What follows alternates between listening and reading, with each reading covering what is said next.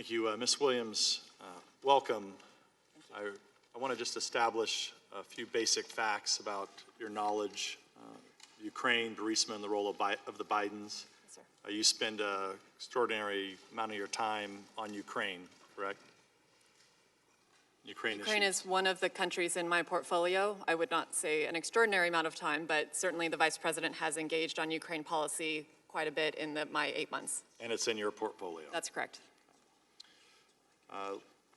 First off, were you aware in September of 2015, then U.S. Ambassador to Ukraine, Jeffrey Pyatt, publicly called for an investigation into Zlochevsky, the president of Burisma. Were you aware of these public statements? No, not at the time. You are today, though. I've since heard them, yes. Did you know of anti-Trump efforts by various Ukrainian officials as well as Alexander Chalupa, a DNC consultant? No, I was not aware. Did you know about the Deputy Assistant Secretary of State Kent's concerns about potential conflict of interest into Hunter Biden sitting on the board of Burisma? I did not work on Ukraine policy during that time frame, so I've become aware of it through... in the last year or so? I've become aware of it through Mr. Kent's testimony through this process.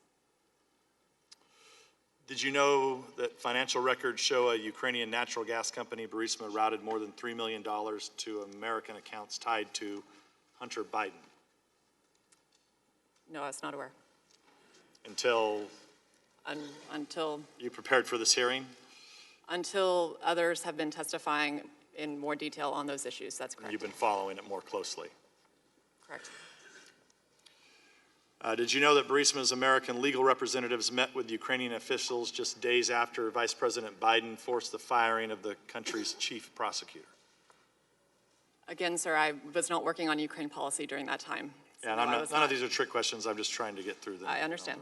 Yeah. Did you know that Burisma lawyers pressured the State Department in February 2016 after the raid and month before the firing of Shokin, and that they invoked Hunter Biden's name as a reason to intervene? I was not aware.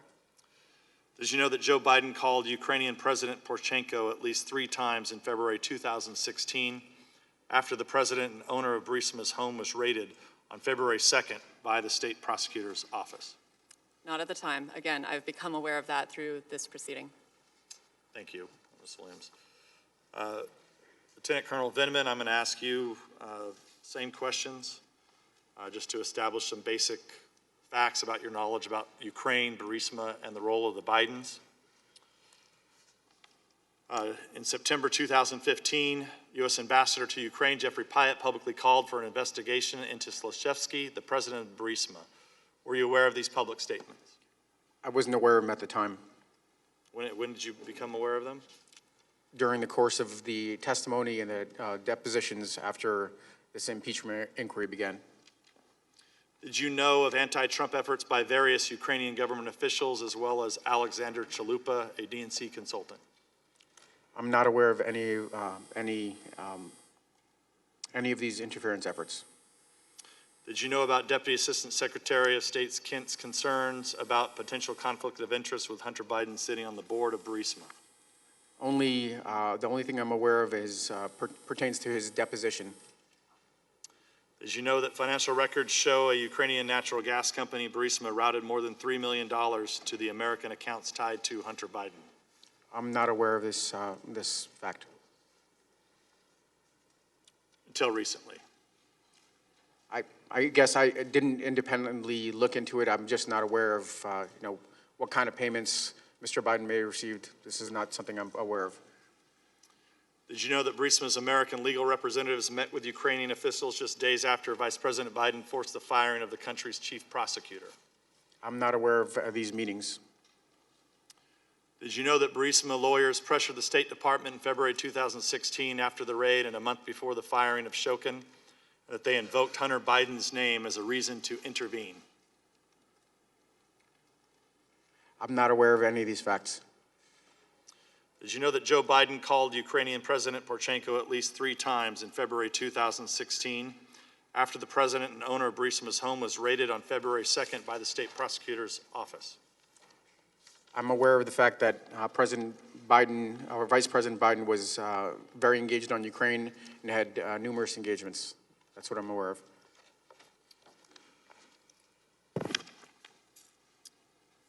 Ms. Williams and Lieutenant Colonel Vindman, as you may or may not know, this committee has spent nearly 3 years conducting various investigations, starting with the Russia collusion hoax, FISA abuse, Democratic hysteria over the lack of collusion in the Mueller report, and now this impeachment charade. One of the most concerning things regarding all of these investigations is the amount of classified or otherwise sensitive information I read in the press that derive either from this committee or sources in the administration. To be clear, I'm not accusing either one of you of leaking information. However, given that you are the first witnesses who actually have some firsthand knowledge of the President's call by listening in on July 25th, it's imperative to the American public's understanding of the events that we get a few matters out of the way first. Ms. Williams, let me just go to you first. For the purposes of the following questions, I'm only asking about the time period from July 25th to September 25th. Okay. Did you discuss the July 25th phone call between President Trump and President Zelensky or any matters associated with the phone call with any members of the press? No. To be clear, you never discussed these matters with the New York Times, the Washington Post, Politico, CNN, or any other media outlet? No, I did not. Did you ask or encourage any individual to share the substance of the July 25th phone call or any matter associated with the call with any member of the press? I did not. Do you know of any individual who discussed the substance of the July 25th phone call or matter associated with the call with any member of the press? No, I do not. Lieutenant Colonel Vindman, the same questions for you. Did you discuss the July 25th phone call between President Trump and President Zelensky or any matter associated with the phone call with any member of the press? I did not. Just to be clear, you did not discuss this with the New York Times, the Washington Post, Politico, CNN, or any other media outlet? I did not. Did you ask or encourage any individual to share the substance of the July 25th phone call or any matter associated with the call with any member of the press? I did not. Do you know of any individual who discussed the substance of the July 25th phone call or any matter associated with the call with any member of the press? We have an NSC press shop, and they field any of these types of questions. I do not engage with the press at all.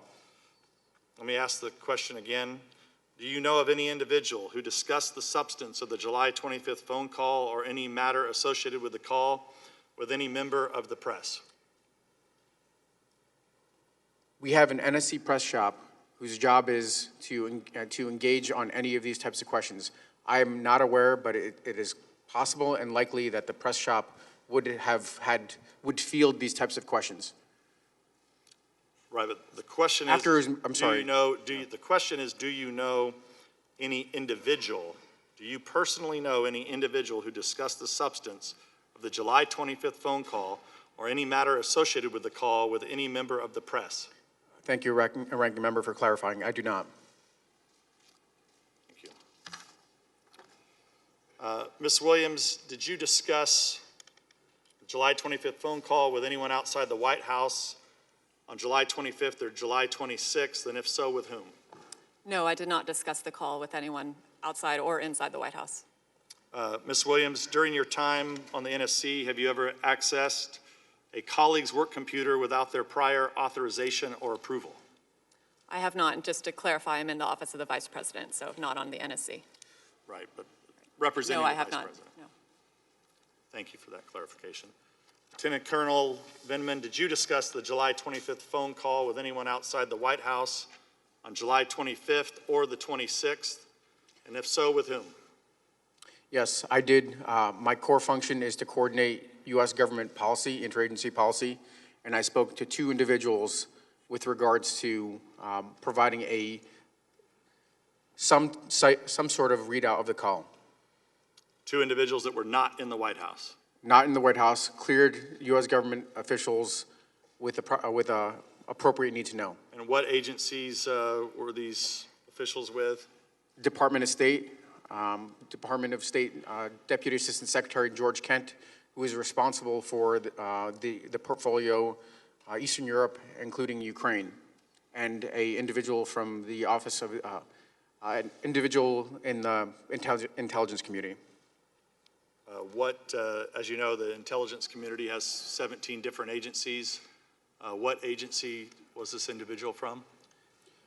If I could interject here, we don't want to use these proceedings. It's our time, I know, Mr. Chair. but we need to protect the whistleblower. Please stop.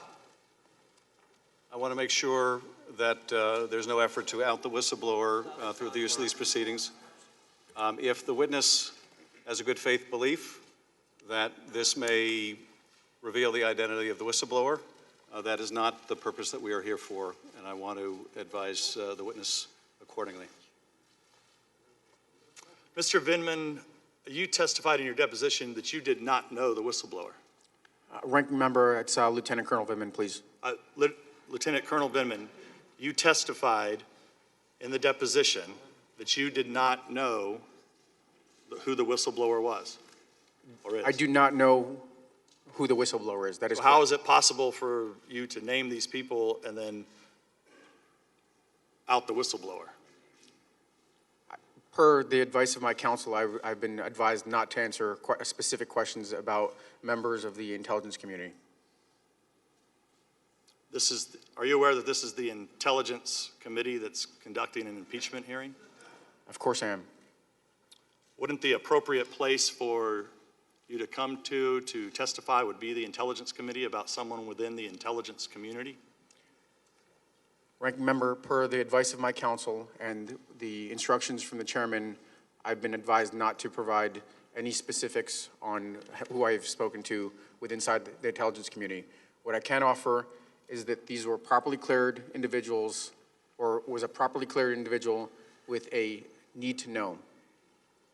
Well, this is, I mean, you can plead the fifth, but you're here to answer questions, and you're here under subpoena. So you can either answer the question or you can plead the fifth. Excuse me. On behalf of my client, we are following the rule of the committee, the rule of the chair with regard to this issue, and this does not call for an answer that is invoking the fifth or any theoretical issue like that. We're following the ruling of the chair. Counselor, what ruling is that? If I could interject, counsel is correct. Whistleblower has the right, statutory right to anonymity. These proceedings will not be used to out the whistleblower. And I've advised my client accordingly, and he's going to follow the ruling of the chair. If there's an alternative or you want to work something out with the chair, that's up to you, Mr. Nunes. Well, we've attempted to subpoena the whistleblower to sit for a deposition. The chair has tabled that motion and then has been unwilling to recognize those motions over the last few days of this impeachment inquisition process. Well, that I'll go to Mr. Castor.